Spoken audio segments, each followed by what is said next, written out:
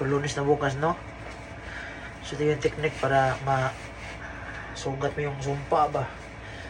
So bukas baka naman ang ulamin ko sa trabaho. So para maiwasan ko yung sumpa na yun, lulutuin ko itong baka. Baka to guys. So unahan ko na yung hapon. Tara. Yan, baka guys. Matanggal to sa sumpa guys. Bukas Lunes kakain ka ng baka. So linggo pa lang magluto ka ng baka para masumpa. Ano yung sumpa ba? Masuhong ba? Isumba natin to.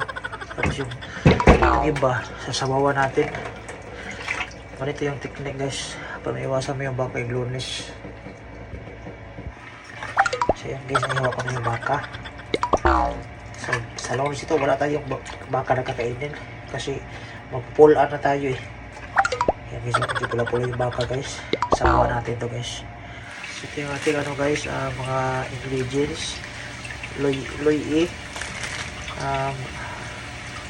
ahos, saka spinach.